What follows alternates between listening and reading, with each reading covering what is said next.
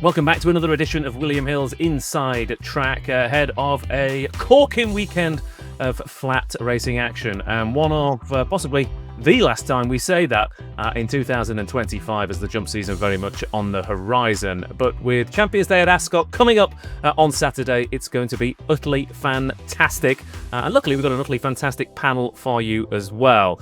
Starting off with a regular Inside Track face, Mr. Andy Holding, ahead of a big card at Ascot. Andy, I mean, is there anything better on a Saturday than good ground, big fields, and genuine Group 1 action at Ascot? No, it's you're right, Ross. It's whets the appetite, doesn't it? Yeah, it's tremendous, card, and we've actually got an extra race as well this year as well, for those of us that like plenty of good quality action, good 2-year-old contest there. That looks like being a decent event. And yeah, there's something for everyone, isn't it? From the stays and the opening contest all the way through to a nice handicap to conclude the card, and then splatterings of quality Group 1s in between, and the big race, the Champion Stakes, looks like being one of the races of the season, doesn't it? It's all set up perfectly. It really is. And James Millman, who is dressed like a champion, ready and raring to go ahead of a big weekend. It's a different feel again. All through the flat season, trainers, punters, jockeys, owners think, don't worry, we'll get soft ground at Ascot. We might be competitive over the summer, but we'll have our conditions in October. And yeah, it's not rained for, 5 years? All season, basically. If you've had a soft ground horse, you've had about 2 or 3 opportunities all year. And for those that have waited for the soft ground Champions Day for the first time since 2011, they're not going to get it. I don't think it's going to be too quick. It's just going to be a fair level surface, everybody, which is exactly what we want for a Champions Day. Unfortunately, the October slot means we don't normally get it. This time around, we do. And the feature, everyone is turning up that you want to turn up, really. Yeah, and like I said, the added treat of a decent 2-year-old race as well, of which there've been plenty recently. And the words Millman and decent 2-year-old, I mean, they go together perfectly this year. How's the Anthelia has been the feature of the season for the Millman family, that's for sure. Yeah, I mean, we're actually aiming for the 2-year-old race at the meeting because £250,000. She likes soft ground, and she's only actually had soft ground once, and she won the Dick Pool. And then Monday morning, the weather forecast was pretty much set to be dry, so we didn't actually enter it. But she's had a fantastic year, winning £250,000. Some 2-year-olds have been great, to be honest. Last weekend at Newmarket, we had decent ground there. I think we saw a potential Derby winner in Pierre Bonnard, even though the Zetland isn't traditionally one of the highlights on the juvenile weekend at Newmarket. He was seriously impressive. He's a huge brute of a son at Camelot, and the fact that in a slowly run race he could pick up and quicken like a potential superstar, I was really impressed by what he did. The rest of the races, the Duas, probably a little bit disappointed we didn't see a clear standout juvenile, with Joanne disappointing the Champagne, bouncing back to win at a big price. Lots of quality 2-year-olds headed into that, but I do think it was the potential middle distance horse in Pierre Bonnard who stole the show, I think, last weekend. Yeah, it feels like that sort of 2,000 guineas pool, potential 2,000 guineas pool, James, they've all been sort of beating each other. You know, Stard beat and Zavateri, and then obviously Venetian Sun beats them over in France, and then Go On looks good at York, then disappoints, then bounces back. It all points to something completely out of left field winning the Guineas next year. Yeah, you're going to head into the winter not knowing who your 2,000 guineas hope is, I think. So many trainers are going to be heading into the spring, whether they go for a trial or they go straight to Newmarket and the first weekend in May, thinking they've got a potential classic 3-year-old, which is good. It's open, but sometimes I like to see a proper 2-year-old start in their class, and we haven't really seen that amongst the crop. It's been an exciting season for the juveniles, nonetheless. What do the numbers say about Pierre Bonnard and the rest, Andy? Yeah, as James pointed out, the Zetland wasn't an overly strong race, so it's hard to judge him with regards, being a Guineas horse. He looks an out-and-out stay, didn't he? I said him quoted for the Guineas, but yeah, I think he's more of a Derby horse. We'll get to see him in the trial, and we'll see what he can do over middle distances next season. He's certainly a Derby contender as such. The clock said the Duas was a good Dewhurst, but not an outlandishly quick one. Go On as you said, pounds back to form, and it was. I was just left a little cold after that race. I was expecting a little bit more of Distant Storm and Gustard and Oxygen to a degree, and they all ran okay, but without really sort of knocking your eyes out. So It looked messy as well, didn't it? It felt messy. It felt I didn't know where to look during the race, if you know what I mean. I was like, "Are you going all right? Are you going to come through?" And I always feel when a race is like that, and when they cross the line, you kind of go, "Oh, okay." That always, yeah, like you said, leaves you a bit cold. yeah, it was basically inconclusive. That's what we're saying. The fact that it's still 10-12 to 1 the field for the Guineas with no real standout horse tells you all you need to know. I'd imagine Aidan O'Brien will have something to say towards the back end of the season, unleashing a few unraced colts that could easily impress on the eye. I think if you gave me a bet now at this very moment in time on a line through Bo Echo, who is one of the 10 to 1 stroke 12 to 1 anti-pose favourites at the moment, I think Publish is probably one of the ones that I've been most impressed with. He got beat by Bo Echo, if you recall, at Haydock on his last start, but the sectionals and the sort of debrief afterwards, you look at the data, he made a huge amount of ground up in that middle part of the race to actually head Bo Echo at one stage, but then those exertions took their toll late on. But I thought that was a really good effort under the circumstances, and he was impressive the time before at Sandown. So yeah, I think that Son of Kingman is definitely worth considering. I think he's around about 20 to 1 at the moment. All right, that's the distant future though. The near future is Ascot at the weekend. So let's get stuck into Champions Day. Start off with the Champions Sprint Stakes, and don't forget that we've got another gold weekend coming up here at William Hill. We've got great offers on the racing as well as the football to celebrate the return of the Premier League. And Andy, as a Liverpool fan, will be hoping that international break has freshened up slots men for sure. But yes, we've got a gold weekend. Kicks off at 8 a.m. on Friday, so don't forget to get stuck into those offers. As for the Champions Sprint Stakes, it's another opportunity to spin the wheel, close your eyes, flip a coin, and see who's going to get their head in front in a Group 1 sprint this year, James. Big Mojo, Group 1 winner. Lazat, Group 1 winner. We've had Rayevka, Flora Bermuda, Kind of Blue go close. Witness Standards, his form's working out. Inner Sharon seems to have gone off the boil, but gets his ground. No Half Measures is in here as well. Look, it's been all over the place, which makes it exciting, right? But makes it difficult to... Well, I don't know. Does it make it difficult for punters, or does it make it an opportunity to maybe back a decent price winner? I suppose you've got a decent price winner angle. No Half Measures, huge price when winning a July Cup.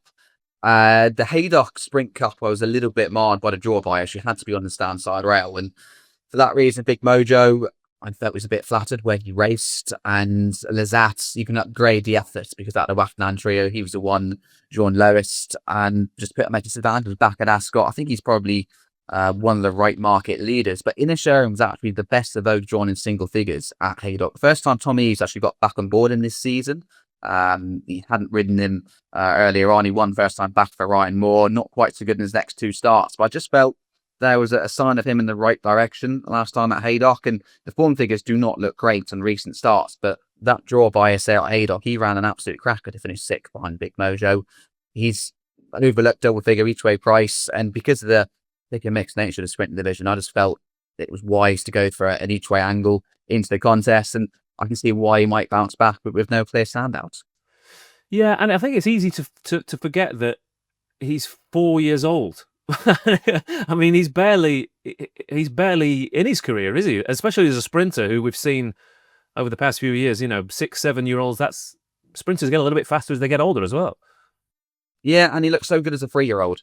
He may just have lost his way a little bit, but I definitely felt that was some signs of going back in the right direction last time out. And like I say, with these sprinters all not really stamping their authority, draw biased, all 12, trying to have a few options in the sense of the track, 20 runners to be spread all over Ascot. I just think taking 4 to 1 or shorter, considering the results that we've had, I think they're quite brave. So going for a double figure on each way is the angle I'm looking at. To be honest, I wouldn't be surprised who won, looking at the way the results have gone so far this season. Yeah, there's not many in there that I sort of think Andy... Oh, he's not good enough to win this race. I mean, maybe if you scroll all the way down, you might find one or two. But, Lazat was supposedly the second coming, but his form's just not really working out. I still don't think he's that good, although he is an Ascot horse, obviously, after that course and distance win. I think, again, all summer people were saying, wait for Montasib, kind of Blue Flora Bermuda when it gets a bit softer at Ascot. It hasn't got softer, but did they come into the mix as well, or is there something completely off to an angle? Yeah, I think I'm going to have a look at something at a slightly bigger price here than down the front end of the market. I couldn't back Laz out 4-1. I still think he's hanging on to the hat of that victory at Royal Ascot, and he hasn't quite been the same horse since. He's run admirably, don't get me wrong, but he doesn't strike me as being a real strong favourite. I think Big Mojo's very much gone in a different direction to him since being very unlucky in the Commonwealth Cup. I felt he should have won that day, actually. He almost ran into a complete cul-de-sac and almost came down at one stage, and he finished off very eye-catchingly. He was poorly drawn in the July Cup, ran well, and then he got his day in the sun when he was well drawn at Haydock. A lot of the fancied horses certainly benefited from that stall position at Haydock, including Kind of Blue as well. And Kind of Blue obviously won the race last year. He looks as though, for me, this race has been the target and then working back, and everything else along the way has just been a gradual progression to sort of getting to peak here. The ones down at the front end of the market, I think you're almost sure to get a good run from Kind of Blue. Yes, the ground's not soft, but it's going to be on the easy side of good. I think there's still a bit of moisture in the surface. Interesting, a lot of the fancied horses, stroke pace horses, are drawn high, whereas you'd normally look to sort of middle to low because they tend to go over towards the far side rail. And I think there's a new strip of ground, isn't it, for this meeting? If you had a look at the last meeting where there was a cut-off over on the far side rail, you could see where they got the racing ready for this weekend. Almost like a 10, 12 horse lengths width from the far side rail to the new strip of ground. So I think a lot of jockeys might exploit that.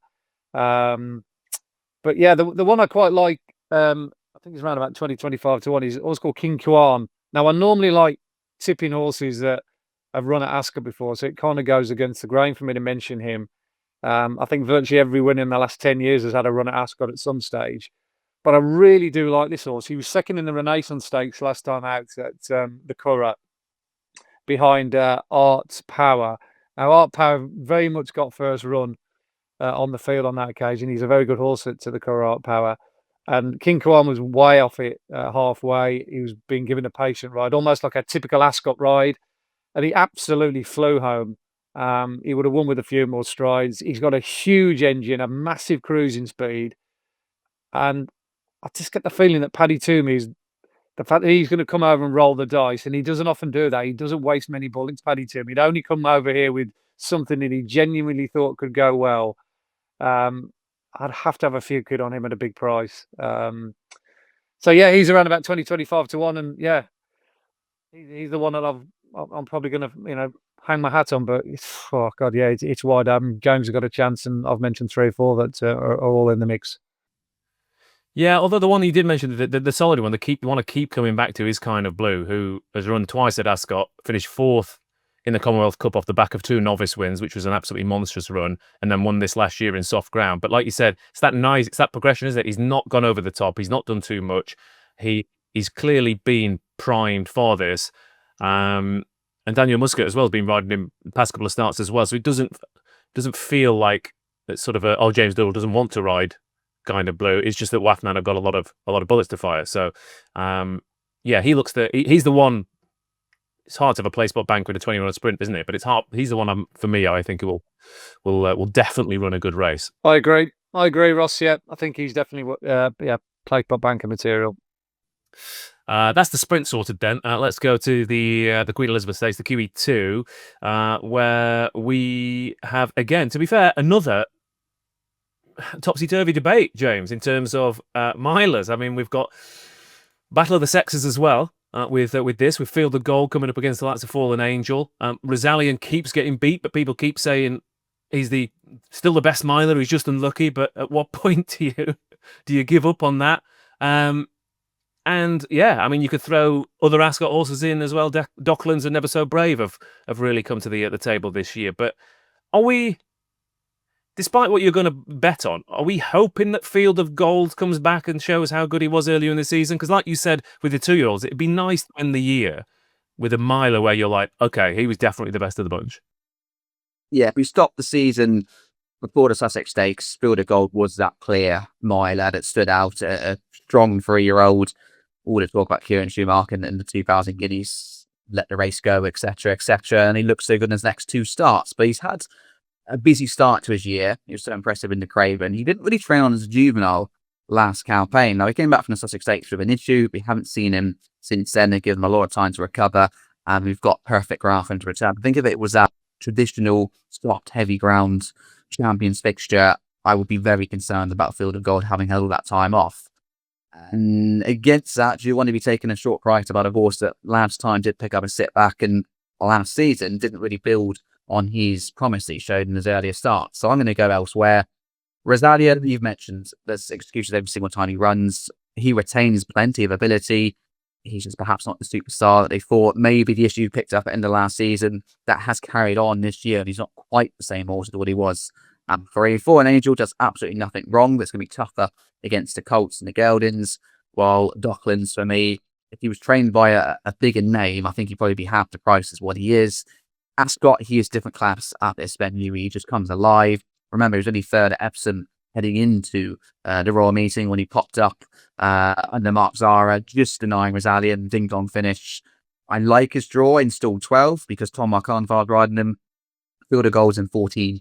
Wherever Field of Gold goes, you track him. He might well be a superstar and you follow him into the race, you finish second. If Field of Gold needs it in the final furlong, Tom Marcan can produce him at exactly the right time. So I like his draw in 12. He's guaranteed to win his race at Ascot.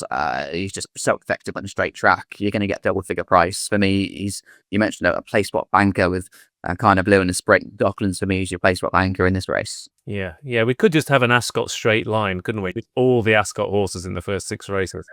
And Docklands is certainly one of those. Like I said, there is plenty of debate about who the best miler is. Who do you think it is at home? Comment below. Tell us, is it Field of Gold? Do you still think Rosalien has been unlucky?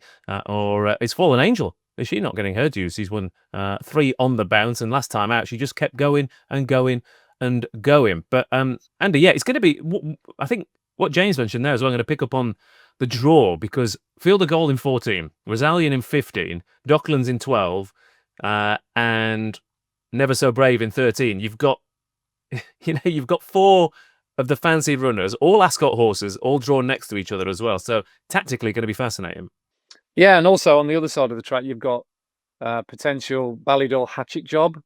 He's got 3 horses drawn right next to each other, Lion in Winter, Exactly, and January, drawn 2, 3, and 4. You can guarantee that they're going to be rowing their own boat over towards the far side. And I imagine that Lion in Winter will probably force the pace over there because he has been a little bit more forwardly ridden in recent times. The thing is, with the ones drawn high, who's going to tow them along out of that group? You'd be hoping that perhaps Fallen Angel will go forward, drawn in stall 8. She likes to race at the tip of the arrow to give the pace a little bit more solidity towards the near side. And they're all going to be wanting a bit of cover and all going to be delivered late. So it's going to be a bit of a dash from sort of 2 out, 2 down. And a lot depends which side of the track comes out best, or who's ahead or who's behind at that point.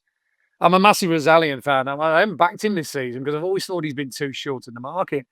And given that he's been drawn badly, and you could almost see the excuse manual wearing thin prior to his races, I've always not necessarily looked to oppose him, but he just hasn't been on my radar at all from a bet. But he's one of 2 only anti-post bets I've had for this meeting. So I've been backing him at not fancy prices, but slightly better odds than he has been, thinking that he'd be almost certain to be in the frame. He looked a really solid each-way bet. He needed the first time out running in the Hungerford. We know that. Sorry, the Lockings, I beg your pardon. And then he was an unlucky second to Docklands in the Queen Anne. I actually put Docklands up that day, but felt as though Rosalien was shade unlucky. He was clearly better than Field of Gold on the day at Goodwood, when we all know that race was a bit of a mess. He got a terrible draw at York. He actually challenged right at the stand-side rail, miles away from the speed, and he only got beat a length. It was a Herculean effort. And then Longchamp last time out, unbelievably, the draw gods gave him 11 of 11. And we know that you've got to be drawn low there, and the winner got first run. But he's back in sectionals are unbelievable. Been on the French Gallop site. He did 33 dead compared to the nearest, I think, was 33.5. if we're struggling to see where there's obvious pace, I mean, he keeps getting beaten by being, exaggeratedly held up and rattling home and being unlucky. Sure, he has to be more proactive, right? He has to be on the speed earlier. You'd like to think so, yeah. I mean, I don't think he's ever made the running before or been sort of like on the shoulders of the front runner. He's always been just ridden slightly off it. But I do think circumstances have meant that he's had to be tucked in. I don't think they could have blasted him from wide draws. That would have just been, suicide so far this season. So they might have to think of something different. But there's no doubt in my mind that Rosalian is, along with Field of Gold, one of the most talented horses in the field. And I'd be stunned if he isn't involved in the finish. Hence the fact that I've backed him anti-post each way. Whether you want to get involved at sort of 7-2, what is he now, or something like that, 3-1, 7-2 is open to question. Win only. But again, talking about play spot bankers, he'd have to be the first name you put on the team sheet here. What do we make of Never So Brave, James? Because he's the one that no one's talking about him. Since he's been gelded and he's switched to Andrew Balding, he's 3 from 4. He should be 4 from 4. He's unbeaten at Ascot in 2 starts on fast ground. I know that he was maybe in the right place at the right time in Group 1 company at York last time out, but Marino and Charlie's franked that form as well. And I watched that race back this morning, and actually, because I backed Lake Forest on that occasion, and I watched the replay back a couple of days later, and I thought, oh, God, this horse should have won. I watched it back this morning, and I thought, actually, Never So Brave was a little bit cozier than I thought he was. And I don't know, is he the new Docklands, as in he's not getting the credit he deserves because he's not been running in Group 1s all his life? Yeah, possibly so. You've got to like the Summer Mile success because Port Linus actually stole the race effectively. I think he did exceptionally well to claim that horse on the round track. He won his handicap at the Royal Meeting very, very impressively. York looked good and they freshened him up. I suppose because he's not taken on Rosalian over the mile, he's been forgotten a little bit. But yeah, if you fancy Rosalian, you've got to give Never So Brave a little bit of shout because he did win a straight cosily on that occasion. He's got the Ascot form in the book as well. All right, but it's Docklands for you. Docklands each way, yeah. I just think he loves the place. He's run well in the autumn months as well at Royal Ascot at this meeting. I just think he's just an Ascot specialist, and he's too big a price for Tom Markine and Harry Eustace.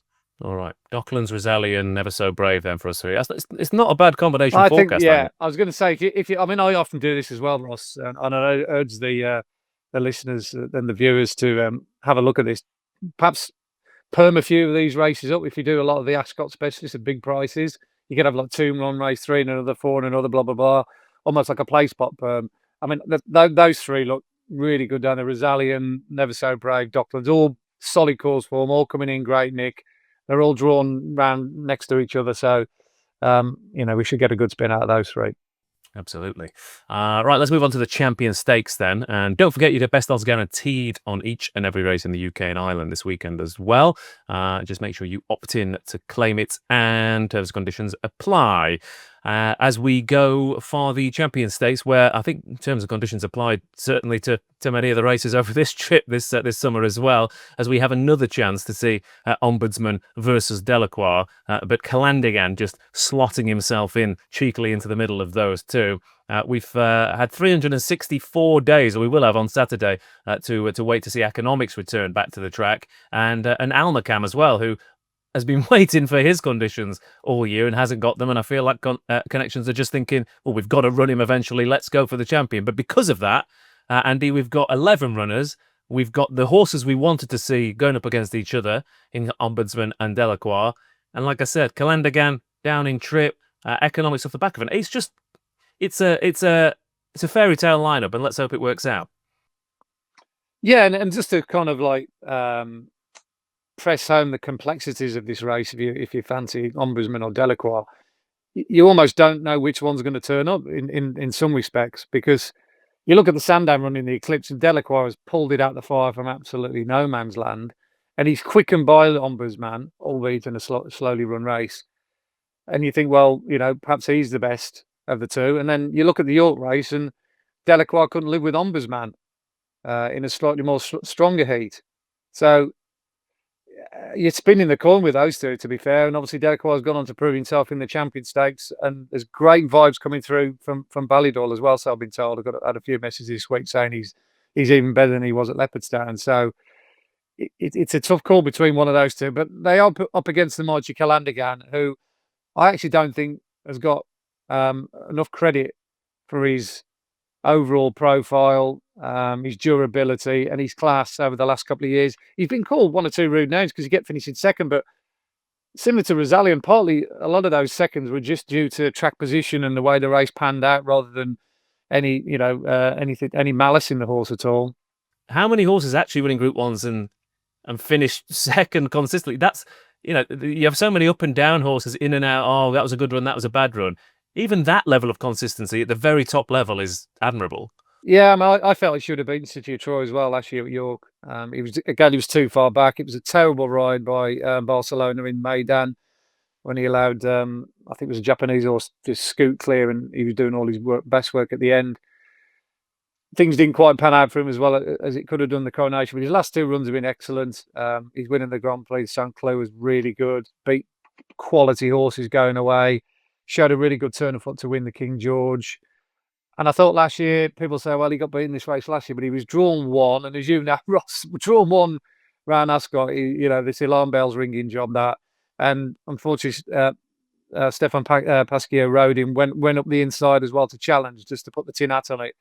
So he's drawn his still 7 this weekend. So he's going to be racing a little bit wider off the curb.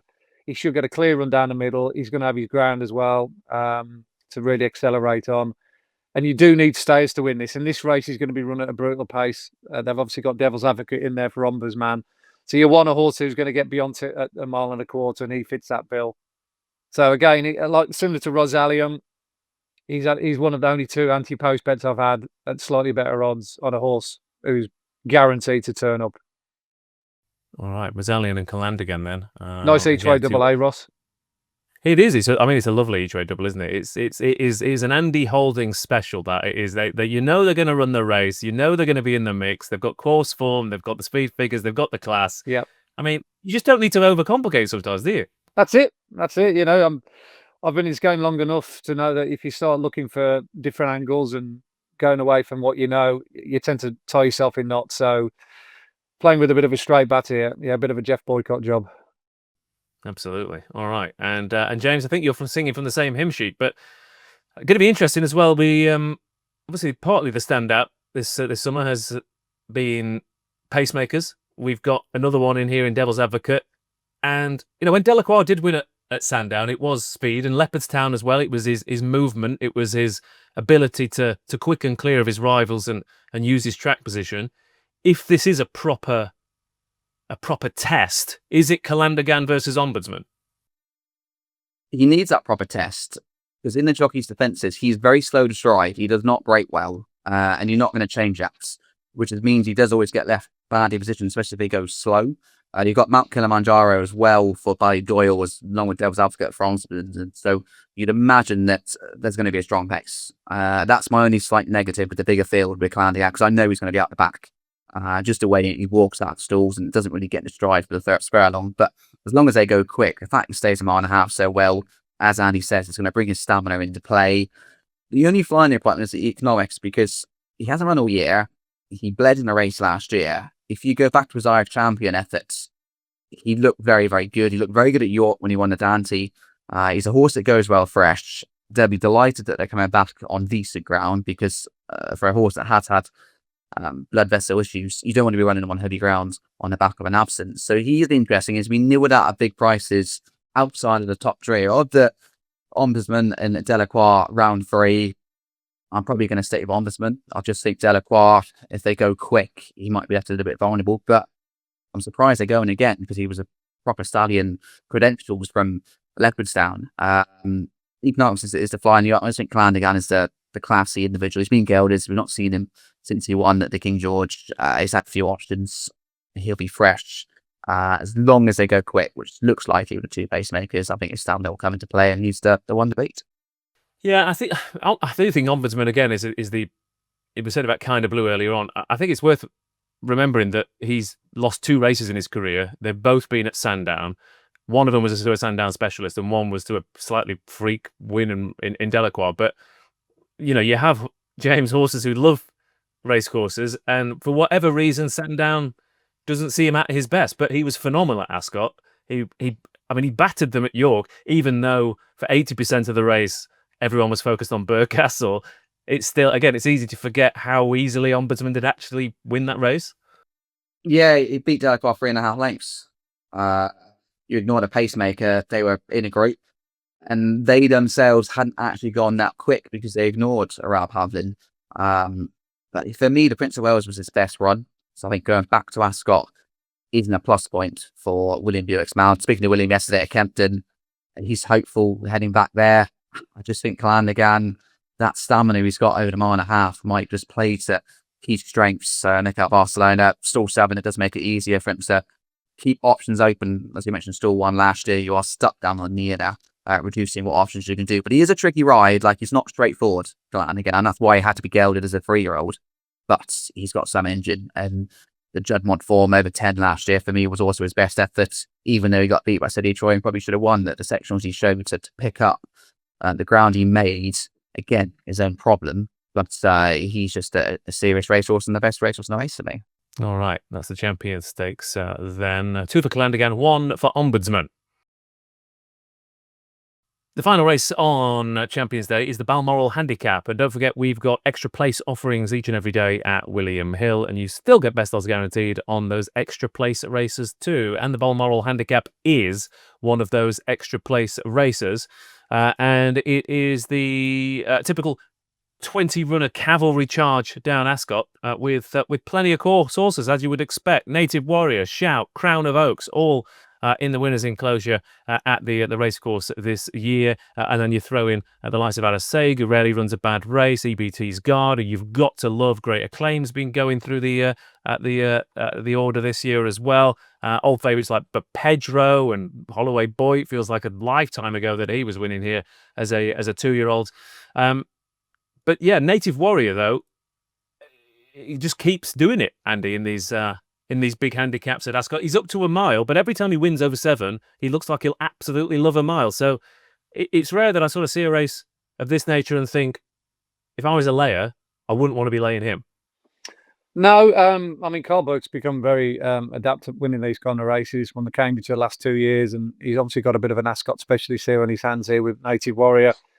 My only issue with him, if there is one, it's 7 furlongs. It seems to be his trip. I'm not absolutely totally convinced that he'll get a mile. It's hard to know whether he was just pulling himself up last time out or he was coming to the end of his tether, because other horses were converging on him late on. So I think there's a little bit of a risk attached with him. He'll travel like the best horse for a long, long way, and you'll be rubbing your hands going down to the 2 furlong mark and think, oh, Doyle, when you're going to produce him. But there's a lot of strong stayers in this race who have got mile course and distance form.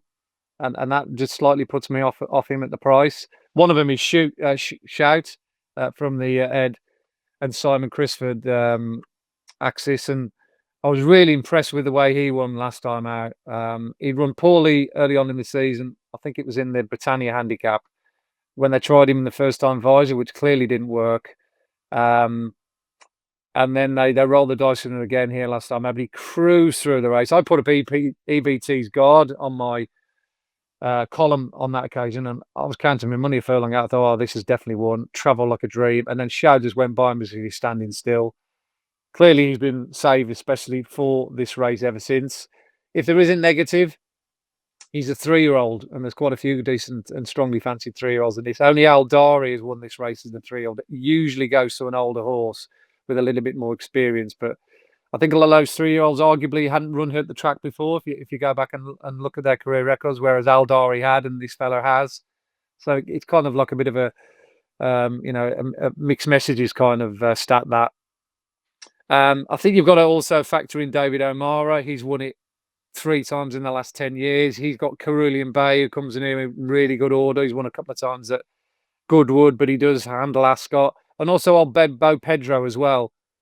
He was a bit unlucky in that Shout race when he almost fell over when he was challenging or coming through with a run sort of 2 out. He subsequently got on to finish place in 2 big handicaps.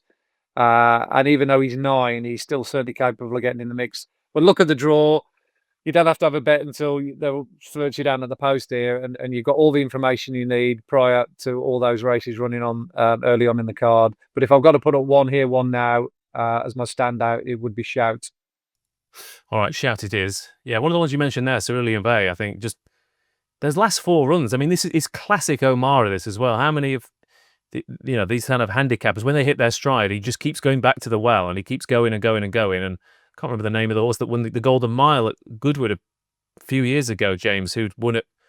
He won at York and he won about 4 handicaps in 3 weeks, I think, and just kept going up. All that? Say that again?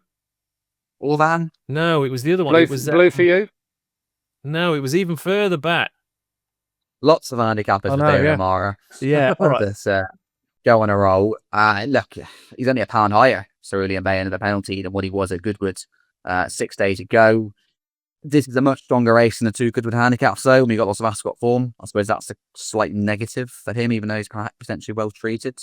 I'm agree with Andy, to be honest. Shout. Well, I'm just going to cut. He's been beaten half a length twice over a mile at Ascot. Cerulean Bay. He's got beat. He has got beat. Yeah, all right. Yeah, fair enough. When everybody else is winning at Ascot. Yeah, fair enough. Yeah, he's got. Yeah, I mean, yeah, you've got. Yeah, all right. He's got Ascot form, but he hasn't won. Yeah, fine. Hands up. But yeah, that was off a £9 lower mark. Look, it's a cracking handicap. Loads of course form. I just want winning course form, and he hasn't quite got that just yet. Fair enough. So you're with Shout as well. I agree with Andy. Yeah, I agree with Andy about Native Warrior as well. Jamie Spencer, 2 Jamie Spencer rights to win over Southern, and he wasn't hitting the line particularly strong when winning last time. He's got £6 penalty. Shadow is the breeder, but he's getting £12 from Native Warrior as well. I just very impressed. I mean, the ground was too quick for him in the Britannia. He had the visor on that occasion. He'd run well at the track earlier on in May. He just looked so impressive when winning last time out. And advertisers, they tend to progress with a bit of time and experience. And he looked to have done just that winning 7 weeks ago. Just quickly, in contrast to Native Warrior, though, what do we make of Crown of Oaks, who is stepping down in trip? And actually, stiff mile at Ascot, he's got winning form over 10 furlongs. It's the reverse with him, and actually, that extra stamina is going to come into play. I would have preferred on a soft, heavy ground Champions Day, dropping back from 10 to a mile.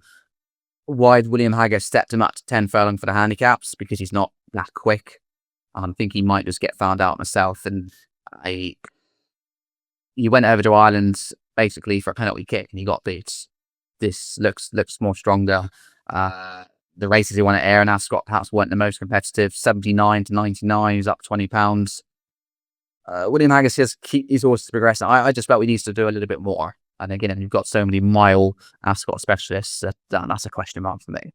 All right, okay. So 2 shouts for Shout, and I'm hoping that Cerulean Bay can turn those seconds into a first in the last in the Balmoral. What about the naps then, gentlemen? What have we got best bets for the weekend? James, what's the best selection either in the races we've talked about or elsewhere on the weekend? I don't know. You're a big fan of the Catterick Dash. You're off to Stratford for the weekend. There's a lot. Well, I'm off to Stratford. I haven't got anything for the Early Jockey's Handicap Hurdle. Yes, that opens their card. But Docklands each way for me.